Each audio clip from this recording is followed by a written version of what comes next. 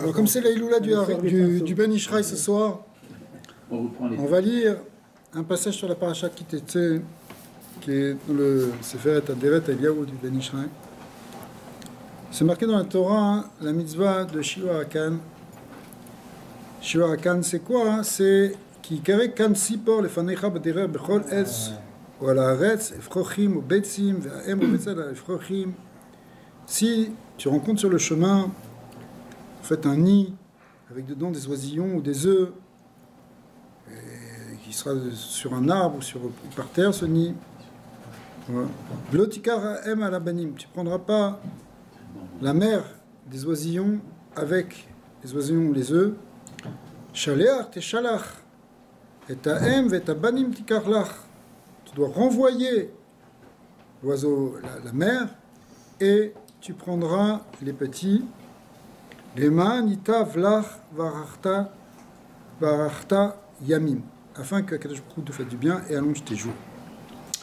Alors maintenant, le Ben Ishraï, il dit la chose suivante sur cette mitzvah. Yovan Besiata Dishmaï, le Moaz Vehu, il va expliquer du point de vue du remez, de l'allusion. Qui yadoua Mashamrou Bezohar Kadosh, ce qui est marqué dans le Zohar, en Parashat Shemot. Qui a makom asher yitgale mimeno mashiach tzidkenu v'yavo ligol otanu bimera v'yamenu shemo katsimpor. L'endroit en réalité où va se dévoiler le Mashiach, c'est un endroit, c'est un palais dans le Gan Eden, mais de là il va sortir le Mashiach, c'est un palais qui s'appelle le Kan Tzipor, le palais du nid de l'oiseau. Dans le palais du nid de l'oiseau, là-bas se trouve l'âme du Mashiach. C'est là ce qui est dit ici d'un point de vue du remez. Lorsque tu vas rencontrer ce Kansipor, lorsqu'il va arriver devant toi, ce nid de l'oiseau, c'est-à-dire en fait ce moment du Mashiach.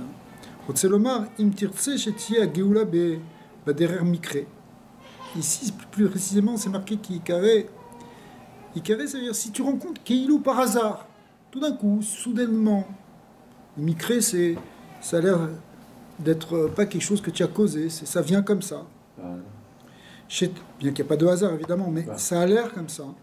Chez Tekef, alors si tu veux que Mashiach vienne aussi comme ça d'un coup, facilement. Chez Tekef, il galait Mashiach, Tzidkenu v'yavo bimera b'yamenu. Amen Keni Ratson. Si tu veux qu'il vienne maintenant, d'un coup. Zeu bederer Mikre, c'est-à-dire que ça apparaît comme ça, tac, de manière instantanée. Aval lo aliéné sourim v'chevle Mashiach, et que tu veux pas que ça vienne après toutes les difficultés de l'enfantement du Messie. Mais que ça vienne d'un coup, comme ça, voilà, paf, comme si tout d'un coup, tu t'y attends pas. Ma chère, il vient, Besseradat. Ine dalecha ki efshar liyot bishvil kama dvarim amesugalim lazé. En fait, il y a plusieurs choses qui peuvent amener cette situation. C'est quoi? Echad ou baderer. Le passage qui te dit, qui carré kansifor, le fanecha baderer. Si tu rencontres baderer sur le chemin, c'est quoi? Sur le chemin, baderer. Shadavar taloui betshuva anikret derer. La tishuva, on l'appelle aussi le chemin. Comme les Khamim, ils ont dit, marqué dans le Yalkut Shimoni sur le pasuk Yore chatatecha baderer, chataim baderer, pardon, qui a tshuva i makrevet ageoula. Le derer, il représente la teshuva. Okay, c'est marqué comme ça dans le Midrash. Et en réalité, c'est marqué comme ça que la tchouva rapproche la Géoula. Donc, si on fait tchouva, c'est ça qui fait que Yikare Baderer, tout d'un coup, on va rencontrer le Mashiach. Gamod, Bechol Etz, et puis après, c'est marqué dans le verset, sur n'importe quel arbre, par exemple. Remez les Torah. L'arbre représente la Torah. Et la Torah aussi. Et c'est une ségoula pour la Géoula, n'est-ce pas? C'est-à-dire que grâce à la Torah, on peut amener la Géoula. Qui Moshe Nehemar, Bezot Yavo Aaron El HaKodesh. Là-bas, c'est marqué sur la manière dont Aaron HaKohen et les Kohanim doivent rentrer dans le Mikdash, mais les Rami, ils ont compris sur ce pasouk, sur la manière de rentrer, c'est marqué Bezot, Pedar Shukra Batun Zal, que quoi? Bezchut à Torah Shenikret Zot, que par le mérite de la Torah qui est appelée Zot, celle-là, eh bien, on va rentrer dans le Kodesh, c'est-à-dire on va pouvoir effectivement accéder à la Kedusha ici du Mashiach. Ve'adwa she'atorah nikret etz. Effectivement, pour arriver à comprendre ça, il faut dire que la Torah, elle est appelée etz, un arbre. Directive etz chaim ila machazikim ba. C'est même l'arbre de vie. Pour ceux qui s'y attachent. Ve'amar bechol etz. C'est marqué tout arbre. Ça veut dire quoi tout arbre? L'irmoz ben Torah shebirtav ben Torah shebe'alpe. Pourquoi il est marqué tout arbre? Pourquoi c'est pas marqué un arbre? Tout arbre, ça représente, si l'arbre représente la Torah, alors il y a deux aspects de la Torah. Il y a la Torah écrite et la Torah orale. Velachen amar bechol etz, qui akol Torah achat i. Tout ça, c'est la même Torah, évidemment. Gam amar bechol etz, c'est aussi pourquoi c'est marqué bechol etz. Pourquoi? Parce que qui gam be Torah shebe alpe yesh kama min limud. Parce qu'en fait, c'est pas, on dit la Torah c'est un arbre, mais en fait c'est plein d'arbres, c'est une forêt quelque part. Pourquoi? Parce qu'il y a toutes sortes d'études dans la Torah, y compris dans la Torah orale, surtout dans la Torah orale. Et Kulam Mesugalim les Géoula. Et tout amène la Géoula. Tu étudies le Zohar, tu étudies la Mishnah, tu étudies la Gemara, la Halacha. Tout ça, ça amène vers la Géoula. Donc c'est pour ça que c'est marqué derrière, ça veut dire par la Tchouva, Bekol Etz, toutes sortes de Limouda Torah. Et ensuite c'est marqué Ola Retz, ou si tu trouves ce nid sur la terre. Ça veut dire quoi sur la terre maintenant? C'est quoi? Remez la Hanava. La terre, elle représente l'humilité. Shadam Yachshov Atzmo Kaaretz. Quand quelqu'un il se considère comme de la terre. Chez Afar la douche, pardon, qui est la poussière qu'on piétine. Si tu t'identifies à de la poussière, à de la terre, tu ne te prends pas pour une étoile. Ve'edoua, Machamrou, Chochmenu Zal, les Chachamim ils disent, c'est une Gemara dans Sanhedrin qui dit que quoi? Chez En ben David ba Ad chez Kalu Gasseroua. Effectivement, la Géoula dépend de l'annulation des orgueilleux. Donc si toi tu annules ton orgueil, tu rapproches la Géoula. Après, c'est marqué, si on va trouver des oisillons, Ephrochim. C'est quoi des oisillons? Qu'est-ce que représente Ephroim? Ephroim, la dracha, le Pikabla, c'est Répar M. C'est les mêmes lettres que Répar, qui veut dire 288, c'est une gematria, et M, qui veut dire ici, la Bina, on va voir, Rotseloma, Shadavar Taloui Bebiru, Répar Netzut, Shem Bechinat Aem, Iashrina Keviachol. La mère ici, c'est la Bina, c'est la Shrina, c'est la Malchut. Donc si on fait les birourim des Netsusot de la Shrina, c'est un concept de la Pikabala, c'est-à-dire par les mitzvot et par la tchouva et par la tfila. Alors si on est capable de faire remonter la Shrina, chaque fois que tu fais une mitzvah, tu rapproches la Géoula en fait. Au Bebetsim, après c'est marqué aussi c'est des oies, pas simplement des oisillons, mais même si ça peut être des œufs. C'est quoi les œufs? Remez des tikkun aneshamot.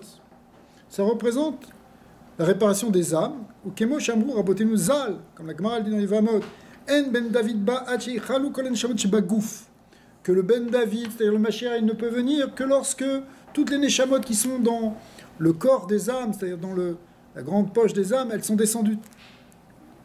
Ou Pirchou Rabbeinu Zal, Arizal, le Hari Akadosh explique dans l'Etzraïm, Sharkavav, Perek Bet, Shamar Lametet, Perek Aleph, Veod. Akavana, Neshamot, Asher Em Beotsar Anikra Gouf. C'est quoi ce gouf? C'est la réserve, c'est le stock des Neshamot. Ve'em Revetset, après le passage qui te dit, et la mère, elle est en train de les couver. Donc la mitzvah, on la fasse, c'est quand la mère est en train de couver ses œufs ou en train de couver les oisillons. Rotsel Omar, Al Tikaten, Tekaten be'enecha shne tikunim ele. Nous dit, attention, prends pas ça petit, ces deux tikunim, qui da lecha, shema sha'em i ashrina revetset ki viachol begalut, ou les sibot elou. Veu ala efrochim, bishvil iruv repar netzutzot. Ou ala betzin, eman eshamot shelo nitaknu adaim kulam. C'est-à-dire quoi que la mère, elle est revetset la balim, ça représente la shrina qui est encore là en galoute, et elle est là pour permettre à ces étincelles de Gdusha d'être réparées et ces Neshamot de te réparer aussi. Veden garmadnami shelotikarem alabanim. C'est ça qui fait qu'il ne faut pas prendre la mère sur les enfants. Otseloma, lotikar aem ashrina ashefa bishvil abanim. Il ne faut pas prendre le shefa. La shrina, il ne faut pas qu'elle prenne le shefa pour les enfants qui en nishpaim aliada begalut qui im aliede shliar ou matat ve'amar alabanim rotselomar bishvil abanim.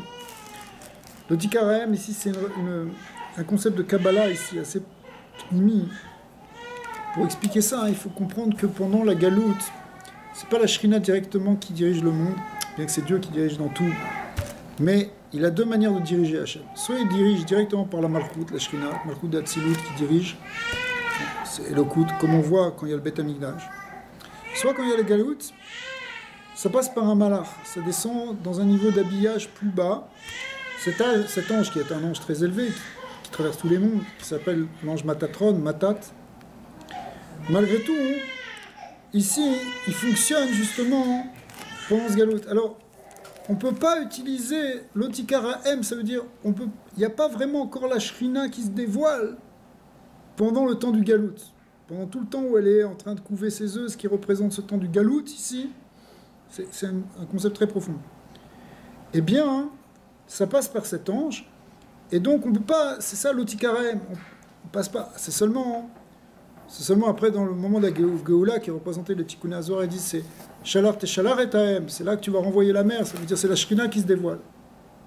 Mais pour l'instant, l'Otikarem à la main, tu ne peux pas prendre la mer, tu ne peux pas prendre le Shefa de la. On ne prend pas vraiment directement le Shefa de la Shrina, parce que ça passe par les Sarim, ça passe par les anges tutélaires de chaque nation, qui eux-mêmes sont contrôlés par l'ange Matat.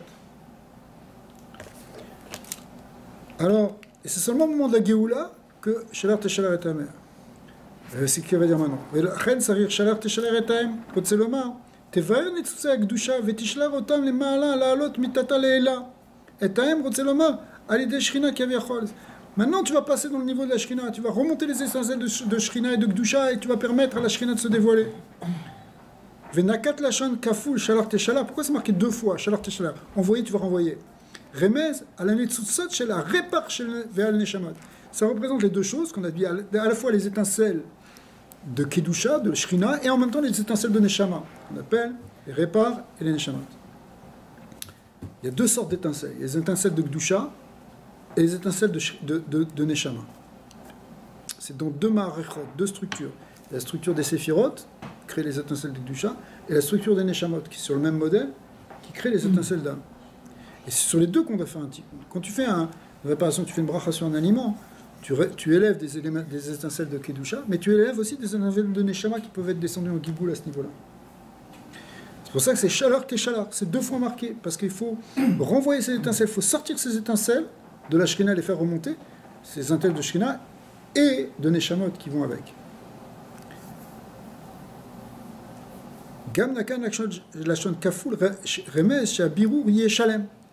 Et pourquoi on dit les deux fois Shalar Teshalar, pourquoi c'est répété? C'est pour dire la shlemut, la perfection de ce tikkun. Qui kol birur tsaviv liyot shte bekinot birurim, echad bekinot ochel mitor psolet, vacheni ochel mitor ochel. Ou la zé amar Shalar Teshalar birur achar birur. Quand tu fais un birur, il y a deux choses. C'est un concept très important dans la Avodat Hashem et ici dans le concept Alpi Kabbalah. C'est que tu dois distinguer d'abord le bien du mal. Par exemple, mais c'est pour comprendre, enlever le kasher du pasoul, ce qui est correct de ce qui est impossible, ce qui est interdit, ce qui est mauvais, ce qui est négatif. Tu fais quelque chose de bien et tu fais pas quelque chose de mal. Mais maintenant, même dans ce qui fait le bien, tu dois faire aussi un bio, parce que dans le bien que tu fais, tu peux le faire de différentes manières. Tu peux le faire très bien ou tu peux le faire bien, mais bon. Par exemple, tu fais une mitzvah, c'est bien, tu as fait la mitzvah, tu n'as pas fait la avera. Donc tu as fait un biro, t'as trié, t'as fait quelque chose de bien, alors que tu as pu faire quelque chose de mauvais. Mais maintenant, quand dans ce que tu fais de bien, peut-être tu fais qu'une bonne kavana, tu le fais au contraire pour te montrer, parce que tu es égoïste, parce que tu veux gagner les jeux. Donc c'est pas complètement bien. C'est vrai que tu fais une mitzvah, tu fais de tzedaka, mais tu es là pour que tout le monde t'applaudisse. Donc, tu as fait un biro, parce que tu aurais pu ne pas faire tzedaka, et tu aurais pu rester radin. D'accord? Maintenant, tu as donné, mais tu as une fierté de donner, tu es content que les gens t'applaudissent. Donc il faut un deuxième biro où tu fais la mitzvah, mais avec les Shem Shamaim. Donc c'est l'idée aussi ici qu'il y a ici dans cette notion de Shelar Teshalar, qui consiste à faire remonter les étincelles. Remonter les étincelles par les mitzvot, par les filotes, mais il faut le faire, non seulement bien, mais il faut le faire très bien. Shelar Teshalar. C'est là que tu arrives à la Shlemut. Ve'azal yedezeh, ve'tabanim. Après ça, les enfants, tu vas prendre. C'est quoi les banim? C'est quoi les enfants? Banim, il te dit Gematria Kouf Bet 102. Remez les milioul Avsagma. chez Olive Kav. Ça représente les gématriades des 3 Shemot. Yud Kevav, quand ils seront reprenus avec des Yud, avec des Yud et des Aleph, et avec des Aleph. Avsagma. Avsagma, c'est-à-dire 72, 63 et 45, ce qui fait 102 pour les Mekoubalim. Vem Nikreim Kav Harubin.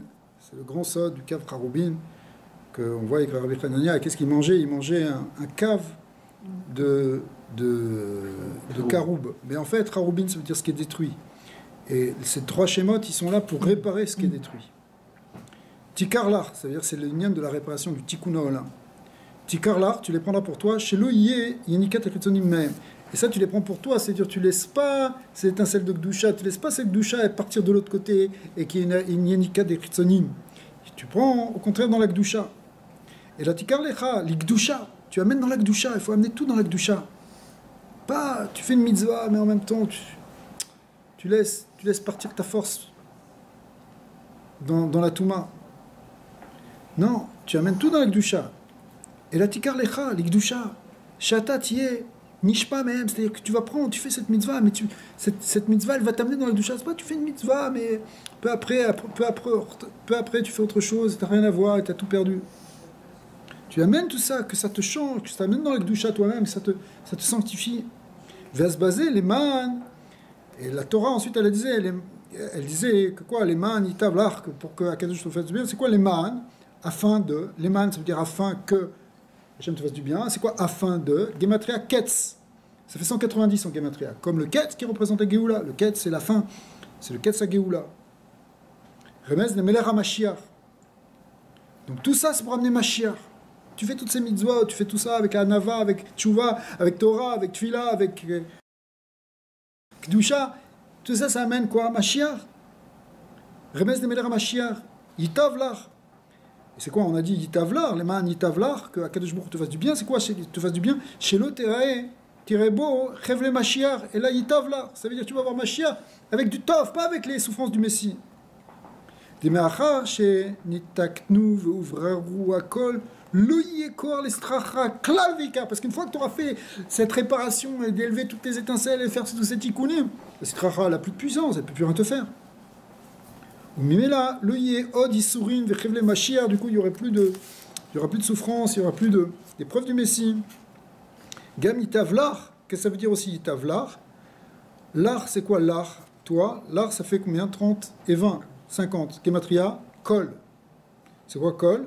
Remez les yesod. Dans la Kabbalah, le mot kol il représente yesod, parce que yesod c'est la mitzvah, c'est la sphira qui fait la klalout des sphirotes. C'est la 9e sphira qui collèle toutes les 8 premières sphirotes. Et après, elle donne tout dans le Malchut. Donc, je vois que vous voyez marqué Kol, c'est Remez les Yesod, qui colle ba Shamaim Varetz. D'accord? C'est Yesod qui unifie Shamaim Varetz. Remez les Yesod. Shiye Nitkan, Bebrinat Yesod, Vitrabe à Shefa Babylon. Et quand Yesod il est plein et qu'il donne le Shefa, c'est la richesse. Gam, Lecha, c'est quoi Gematria? Chamishim. Remez le Chamishim Sharebina Shidgalou be Bizman Amasher Leati. C'est-à-dire que dans le mot Kol, il y a deux choses. Il y a le côté Yesod et le côté Chamisham Sharebina, comme c'est connu. Et donc, en fait, effectivement, ces 50 portes de la Bina sont l'expression même de la Géoula qui se dévoile avec Mashiach.